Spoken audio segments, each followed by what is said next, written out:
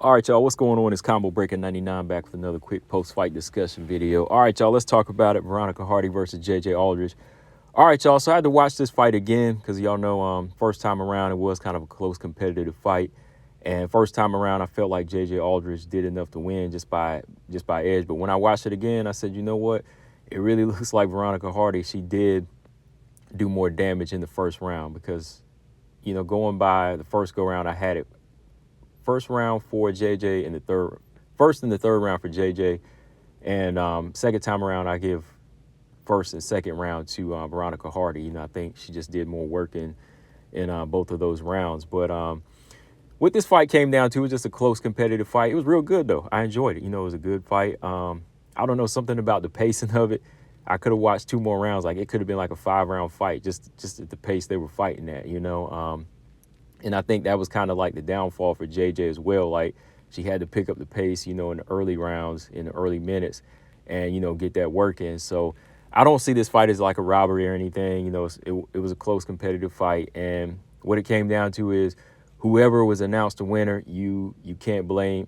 Look, you can't blame them. I mean, you can't blame the judges in this case. I think that it came down to whoever was pulling the trigger first and whoever had more adjustments made. And I think that in this fight, JJ Aldrich, she's a little bit more technically clean with her hands, but she wasn't really offering much as far as like breaking down Veronica Hardy. And that's something I was talking about the other day in my live, is that JJ Aldrich, she has to break her opponent down, especially a mover like Veronica Hardy. She's going to be the one moving and throwing more kicks in this type of fight, whereas JJ, she's going to have to close the distance and be a wrestler.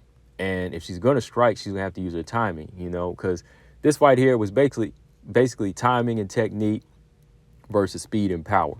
But the thing is, Veronica Hardy, she has a little bit of technique as well. Like, this girl, she throws some nice kicks, and, she'll throw some nice straight left hands off of her jab. And, she'll throw some nice right-left kicks, right in a nice sequence, So it just came down to Veronica Hardy being busier, throwing more pop, and just being a little bit more aggressive. Like, I like Veronica Hardy's energy, too. Like, when JJ Aldrich was clinch up with her, she was mean. Like, she would start, like, dirty boxing on the inside and throwing some vicious shots and, trying her best to break out and go right back to the center. The girl had a little bit of a mean streak in her, too. So I think that's something that helped her pull out the win, being able to just let her hands go and try to inflict more damage, right? So, yeah, looking back at the first round, like I said, it was close. But, like, the first minute, they were showing each other a lot of respect. I heard the crowd start booing, but then I saw Veronica Hardy start to pick it up with more volume, throwing double kicks and, throwing more double strikes. Aldrich, she would land a couple of good sharp jabs. She had a good right jab, but she was just throwing singles, like a good right hook here and there that would crack Veronica Hardy. But it was Veronica Hardy who was following up, her 1-2s with more shots. So when she started to tee off on JJ a little bit, I saw JJ start to strike her way in and want to clinch up more, right? She started to clinch up against the cage. And that's where I thought she was going to steal the round with that clinch control the first time. She just didn't throw that many shots on the inside, like not enough elbows, because I thought Veronica Hardy off the cage, she was doing a good job of like pushing JJ's face back. She was pushing her face back and, landing some good shots to the face, so she inflicted more damage against the cage, and at the end of that round, you already see JJ Aldrich started bleeding. So, yeah, I gave the edge to Veronica Hardy on the second time around. Second round, I gave to Hardy. Clearly, I thought she did more damage in this round too. Stay one step ahead, landing more shots. Again, attacking the body, nice body kicks, and, using her kickboxing. Again, JJ was landing some nice shots here and there, but she wasn't following up enough. She would either throw the straight left hand or just the right hook.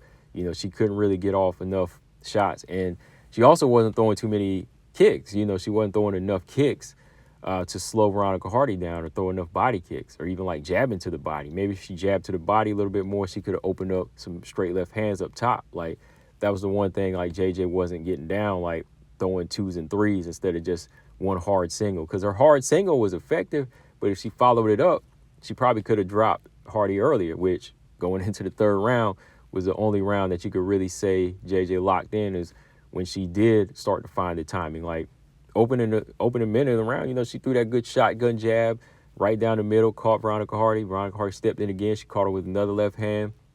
And then when they got back in the range, she timed her again as Veronica Hardy stepped in. She threw that spinning back kick, you know, right to the liver. And it looked like it kind of hurt Hardy. You know, it looked like it kind of hurt her, so she had to take a step back. But when she stepped in with another shot, boom, JJ Aldrich dropped her with a good left hand. You know, so when she started letting that timing, when she started letting her hands go and finding that timing, she was able to do some damage.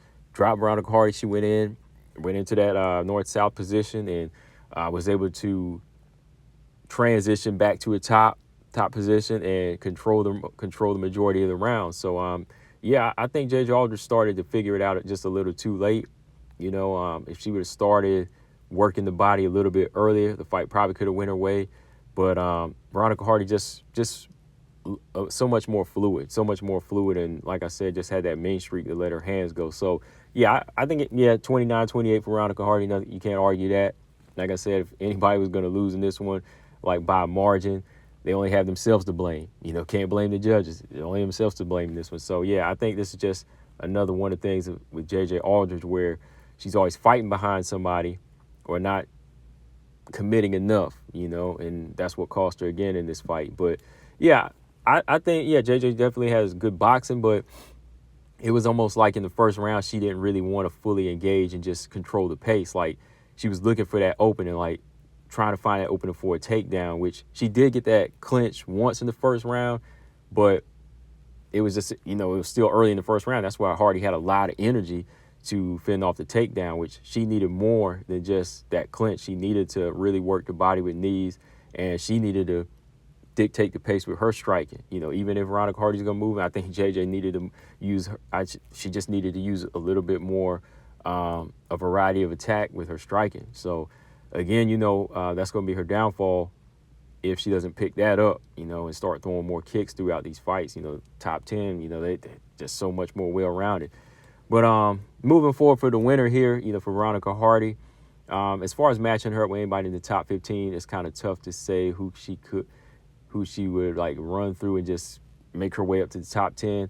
Well, I could say this. I'd say there's one fighter I think that she could go in there and get a number off of, and that's Casey O'Neill.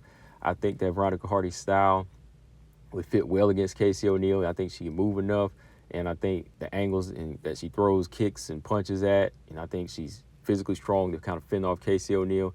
I think that would be a good fit for her. But some of these other grapplers in the division, like Karine Silva, Erin Blanchfield, even Viviana Araujo, I think those bigger girls like that, you know, they could put her on her back and she would have trouble. You know, those stronger girls that could just take her down and put her on her back, because you could see that she was having trouble in that third round. As for JJ Aldrich, you know, got to go back to the drawing board, got to get in that work again, another unranked fight. Maybe one of these up-and-comers, you know, she can get a, you know, confidence builder off of. If Cachoeira is still around, why not? Luana Carolina, you know, that's a girl that's going to try to keep her on her toes and make her work on her takedowns and wrestling a little bit more. So, yeah, Luana Carolina might be a good name for her, somebody that moves around.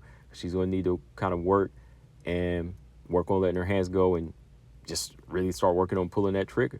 But, yeah, guys, let me know in the comment section what y'all thought of the fight. Like I said, good competitive fight. I enjoyed it. Combo Breaker 99. I'm out. Subscribe. Peace.